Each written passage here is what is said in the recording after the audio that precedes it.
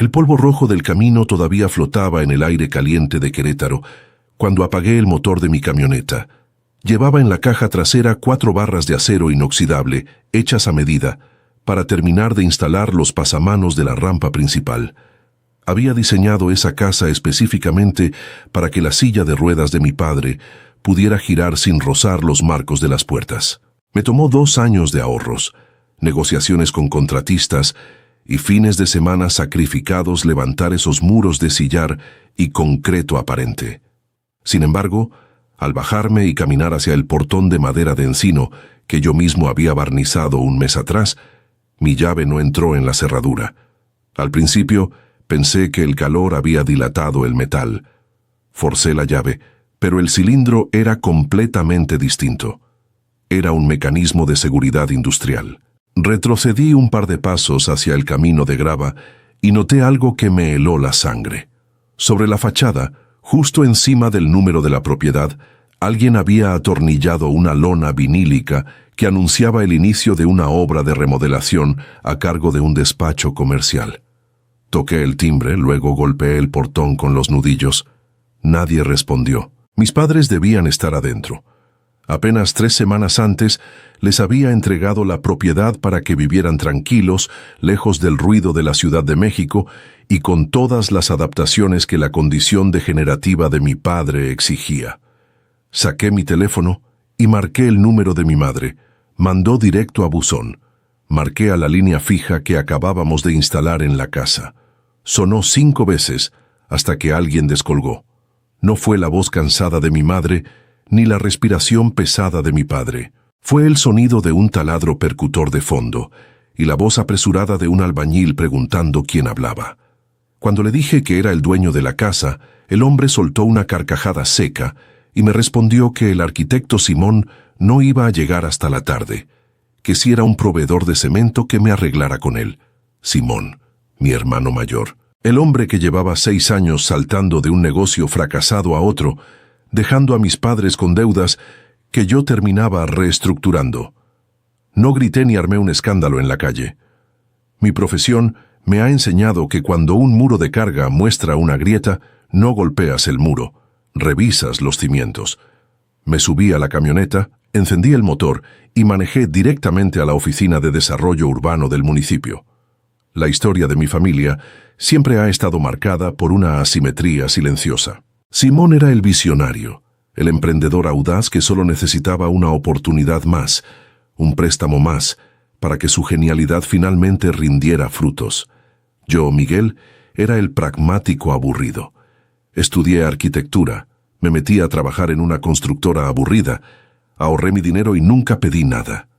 Cuando la salud de mi padre empeoró y el departamento en la capital se volvió una trampa de escaleras infranqueable, fui yo quien compró el terreno en Querétaro. Fui yo quien gestionó los permisos y diseñó cada rincón, pero para proteger el patrimonio de mis padres y darles seguridad psicológica, estructuré la propiedad a través de un fideicomiso en el que ellos figuraban como usufructuarios vitalicios.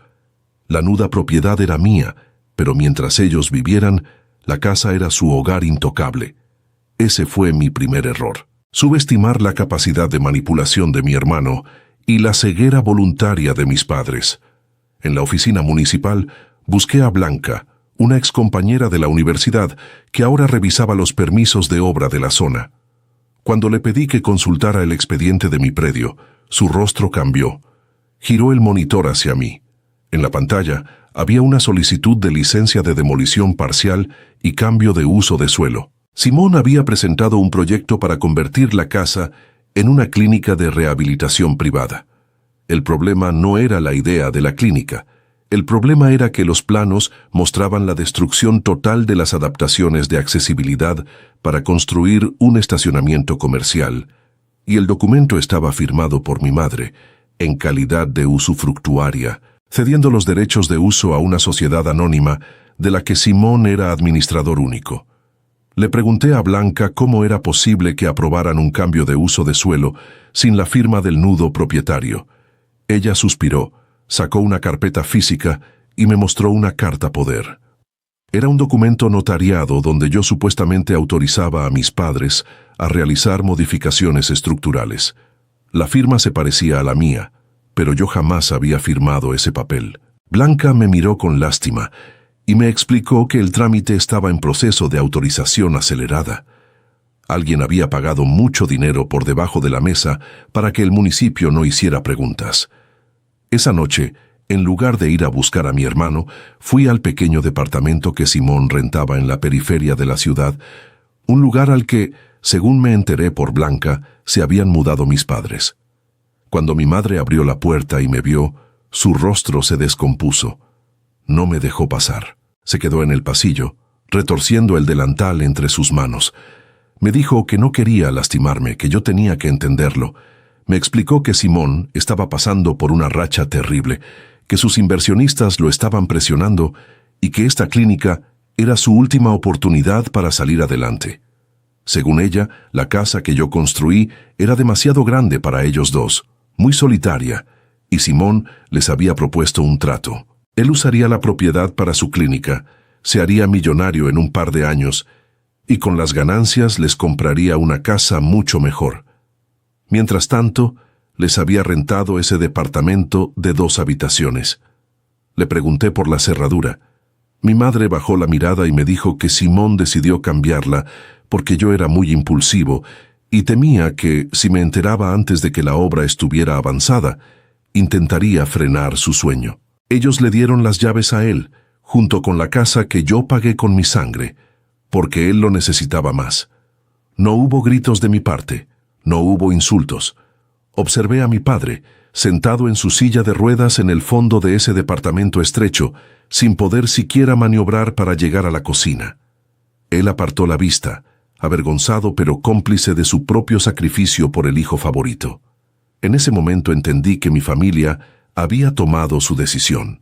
Yo ya no era su hijo, era el proveedor de recursos para el proyecto de vida de Simón. Asentí lentamente, di media vuelta y me fui. Me quedé completamente callado. No le reclamé a mi hermano, no contesté los mensajes pasivo-agresivos que mis tías comenzaron a mandarme días después, pidiéndome que fuera un buen cristiano y apoyara a mi hermano. Mi silencio no era resignación, era tiempo de planeación. Contacté a Yolanda, la titular de la notaría donde originalmente habíamos constituido el fideicomiso. Yolanda es una mujer de 60 años, meticulosa hasta la obsesión y con una paciencia de hierro para los conflictos legales. Cuando le presenté la copia del expediente municipal y la supuesta carta poder que Blanca me había facilitado discretamente, Yolanda sacó sus lentes de lectura, examinó los trazos y negó con la cabeza. Me explicó que la falsificación de la firma era un delito penal, pero que irnos por esa vía tomaría años en los juzgados, tiempo durante el cual Simón terminaría de destruir la casa y probablemente la dejaría en ruinas al quebrar su negocio, como siempre hacía. Necesitábamos una estrategia quirúrgica, una que utilizara la propia arrogancia de mi hermano en su contra. Yolanda me pidió que revisáramos las cláusulas finas del fideicomiso original, aquellas que redactamos pensando en proteger a mis padres de terceros, no de ellos mismos.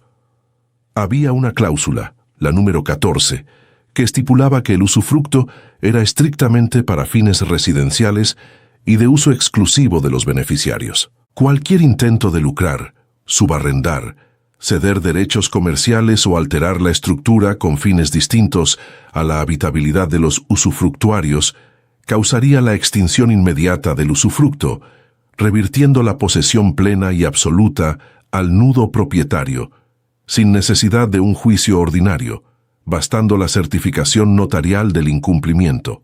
Simón, en su prisa por conseguir inversionistas y apoderarse de mi trabajo, no leyó el contrato original. Y mis padres tampoco. Se dejaron guiar por la idea de que tener el usufructo significaba ser dueños absolutos. Yolanda me indicó los pasos a seguir. Primero, necesitaba pruebas irrefutables del uso comercial, más allá de la solicitud en el municipio. Durante las siguientes 4 semanas, mantuve mi fachada de derrota. No me acerqué a la propiedad. Mientras tanto, contraté a un perito evaluador certificado y a un corredor público para que se presentaran en la obra, haciéndose pasar por inspectores de protección civil.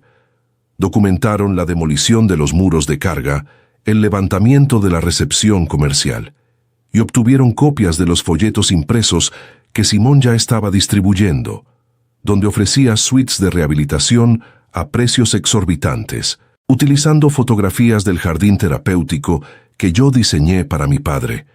El costo de esta investigación fue altísimo. Tuve que rechazar 2 proyectos en mi despacho para tener el tiempo y los recursos necesarios para financiar los honorarios notariales y periciales. Mis ahorros se estaban esfumando. La presión social también aumentó. Simón, sintiéndose victorioso ante mi inacción, organizó una comida familiar en un restaurante al que, por supuesto, no fui invitado, pero del que recibí decenas de fotos. En ellas, levantaba una copa celebrando su nueva faceta de empresario de la salud, con mis padres sonriendo a su lado, celebrando el robo de mi patrimonio como si fuera un triunfo del esfuerzo de su hijo mayor. Pero la jugada maestra de Simón, la que terminó de sellar su destino, ocurrió al inicio del segundo mes. Su sociedad anónima se quedó sin liquidez. La demolición de los muros de carga que yo había levantado requirió refuerzos estructurales de acero que él no había presupuestado. Desesperado por inyectar capital, Simón convenció a mis padres de firmar un acuerdo de mediación privada. Me citó a través de un abogado barato. El documento proponía que yo les vendiera la nuda propiedad por una fracción absurda de su valor real, bajo la amenaza de que, si no aceptaba, mis padres me demandarían por abandono y exigirían una pensión alimenticia que embargaría mi sueldo, alegando que yo los había dejado en la calle. Era una extorsión perfecta, diseñada para doblegarme emocional y financieramente. Acepté la reunión, pero puse una condición. Debía llevarse a cabo en la oficina de mi notaria de confianza para garantizar que los trámites de traspaso fueran legales. Simón aceptó de inmediato, convencido de que su presión había funcionado. La tarde de la reunión, el clima en Querétaro era pesado, presagiando una tormenta de verano. Llegué a la sala de juntas de Yolanda y me senté en un extremo de la mesa de caoba. 15 minutos después, entraron Simón, mis padres y el abogado de mi hermano. Simón vestía un traje a medida que seguramente había comprado con el dinero de sus nuevos inversionistas.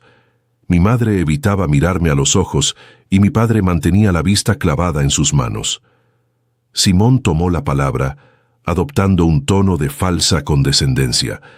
Me dijo que le alegraba que finalmente hubiera entrado en razón, que la familia debía apoyarse y que, con los 600,000 pesos que me ofrecía por mi casa, que valía 4 millones, yo podría empezar algún proyecto pequeño. Su abogado empujó una carpeta hacia el centro de la mesa. Era el contrato de compraventa y la renuncia a mis derechos. No toqué la carpeta. Miré a Yolanda. Ella asintió, se acomodó los lentes y abrió su portafolio. Extrajo varios documentos gruesos, encuadernados con los sellos oficiales de la notaría, y finalmente, un sobre manila sellado con cera roja, el cual colocó en el centro de la mesa. Yolanda se dirigió al abogado de mi hermano. Con una voz fría y profesional, le informó que no estábamos allí para firmar ninguna compraventa, sino para notificar la ejecución de un acta de reversión de dominio. El abogado de Simón frunció el ceño. Simón soltó una risa burlona, diciendo que mis padres tenían el usufructo vitalicio y que podían hacer con la casa lo que quisieran, incluyendo cederle los derechos a él. Yolanda desdobló el acta original del fideicomiso y leyó en voz alta la cláusula 14. La voz de la notaria llenó la sala, detallando las condiciones de habitabilidad y las causales de extinción. El rostro de mi hermano perdió parte de su color, pero intentó mantener la compostura, argumentando que nadie podía probar que la casa se estaba usando para otra cosa, que solo eran remodelaciones para mejorar la calidad de vida de mis padres. Fue entonces cuando Yolanda procedió a abrir los documentos que habíamos preparado.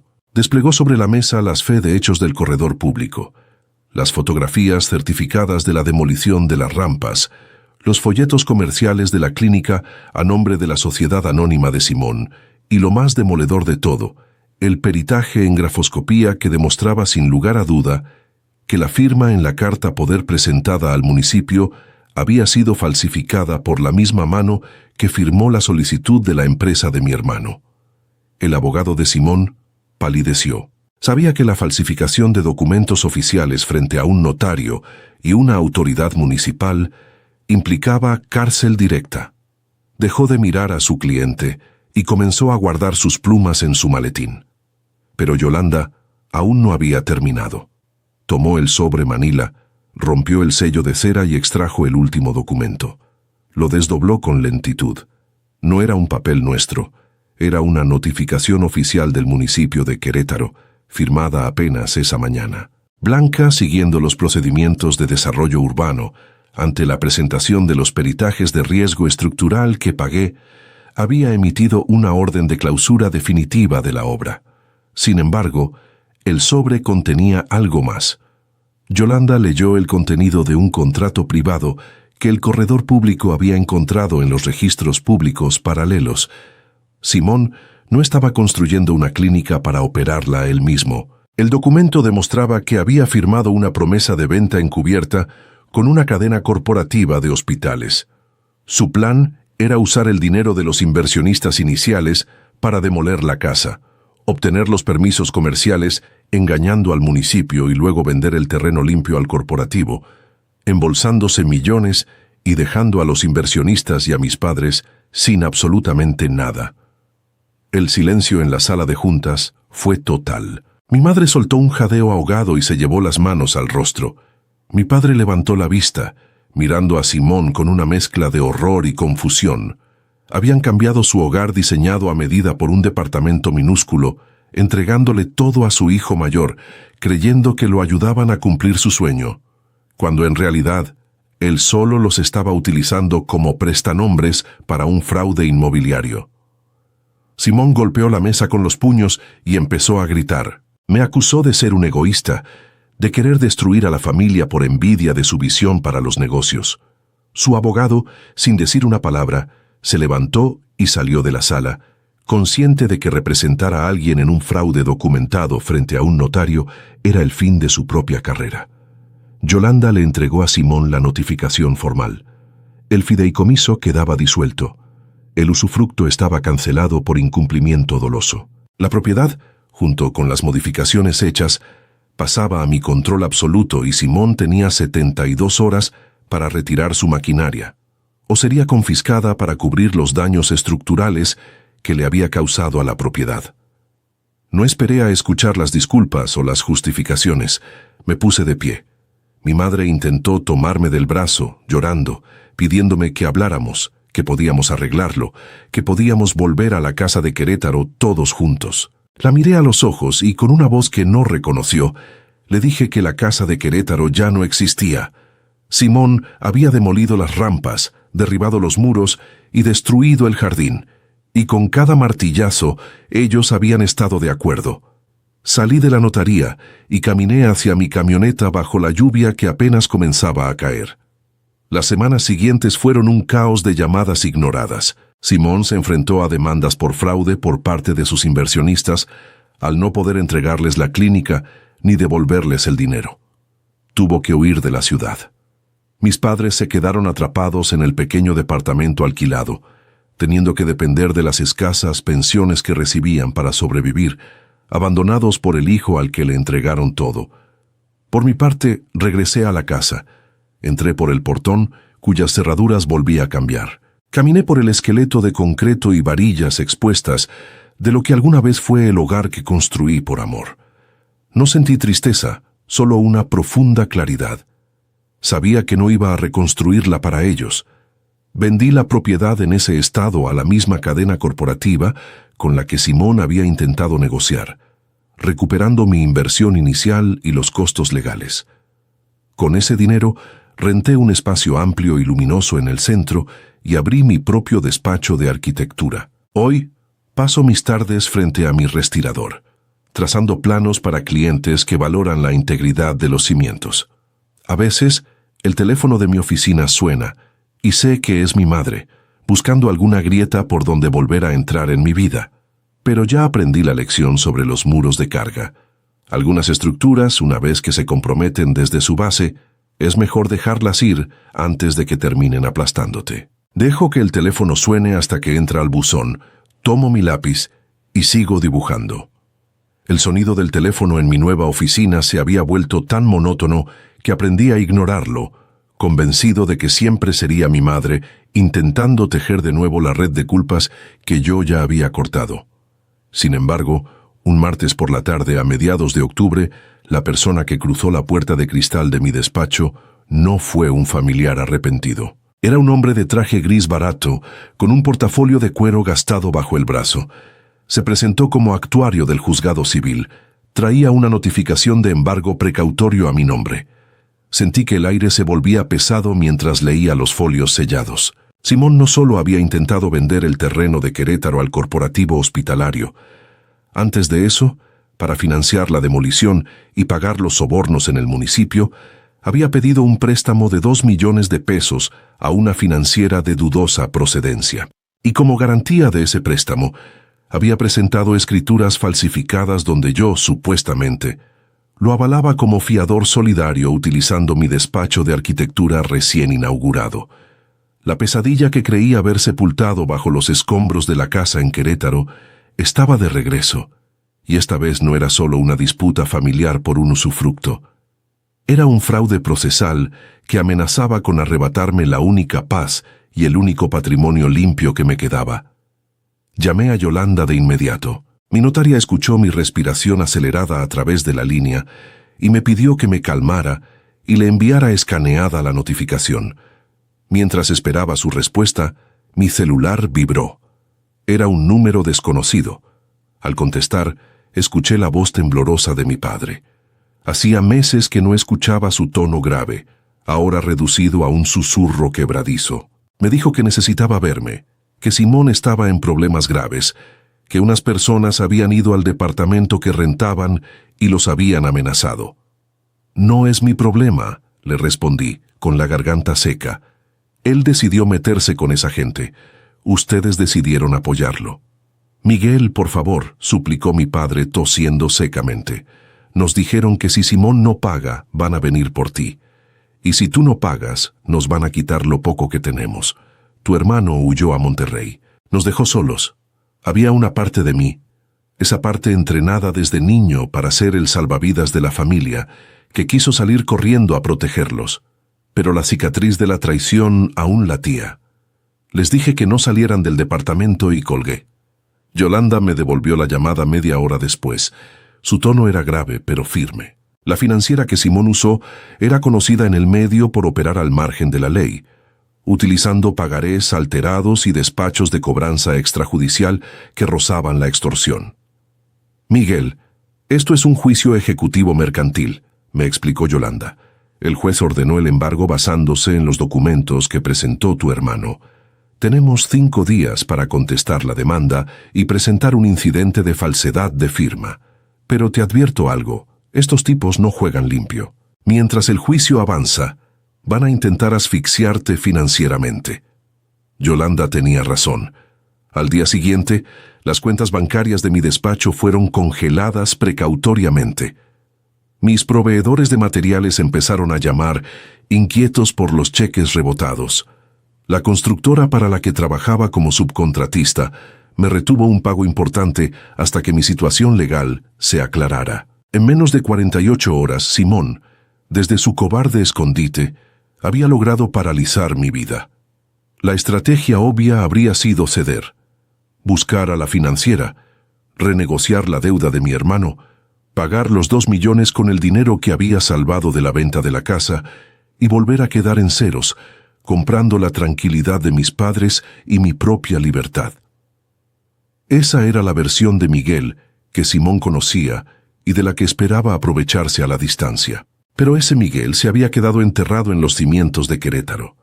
Fui al Ministerio Público y presenté una denuncia formal por fraude, falsificación de documentos y usurpación de identidad, señalando directamente a mi hermano Simón como el autor material y a la financiera como cómplice, por aceptar garantías sin realizar la debida diligencia notarial.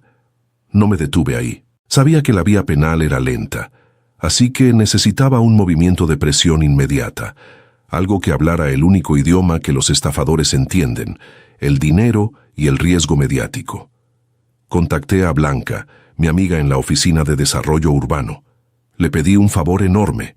Durante la revisión del expediente de la clínica de Simón, ella había notado irregularidades no solo en la carta poder, sino en los permisos de uso de suelo que la financiera había utilizado para avalar el crédito. La financiera operaba bajo una razón social que estaba vinculada a varios proyectos inmobiliarios en la ciudad, proyectos que requerían permisos de Blanca para seguir operando. Estructuramos un plan. A través de un abogado penalista que Yolanda me recomendó, filtramos a la prensa local un expediente detallado sobre cómo una red de prestamistas estaba utilizando documentos apócrifos para despojar a ciudadanos de sus propiedades, utilizando el caso de la clínica fantasma de Simón como ejemplo principal. El escándalo no tardó en estallar. Los periódicos de Querétaro publicaron notas sobre la red de corrupción, mencionando tangencialmente a la financiera. La presión funcionó. El viernes por la mañana, los abogados de la financiera, los mismos que habían tramitado mi embargo, aparecieron en la sala de juntas de mi despacho. Ya no tenían la actitud prepotente del actuario.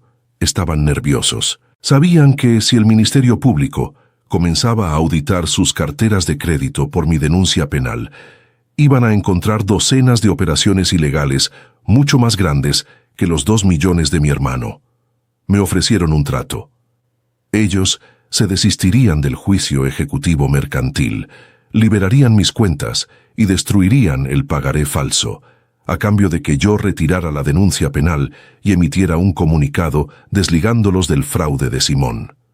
Me senté frente a ellos, cruzando los brazos, sintiendo por primera vez que tenía el control absoluto del tablero. No voy a retirar la denuncia, les dije, con una calma que me sorprendió a mí mismo. Pero estoy dispuesto a redirigir la investigación exclusivamente hacia mi hermano. Ustedes fueron engañados por él al igual que yo. Liberen mis cuentas hoy mismo, entréguenme el pagaré original y una declaración firmada donde admiten que las garantías presentadas por Simón fueron fraudulentas. Si lo hacen, ustedes pasan de ser cómplices a ser víctimas en la carpeta de investigación.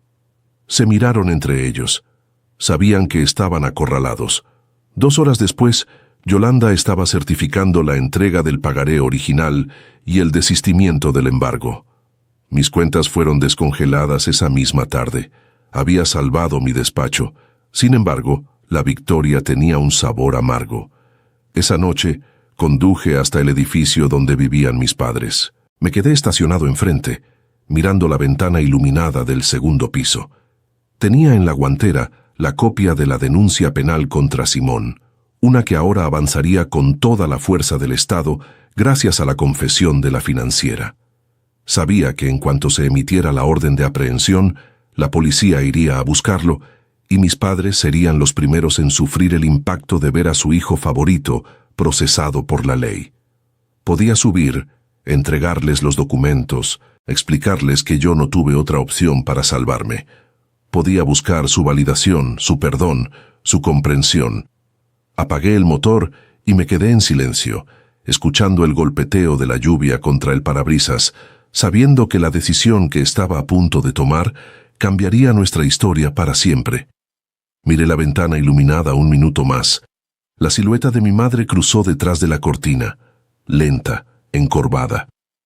Mi pulgar rozó la manija de la puerta de mi camioneta, pero me detuve. Subir esas escaleras, entregarles los documentos y ver sus caras de decepción habría sido volver al ciclo de siempre.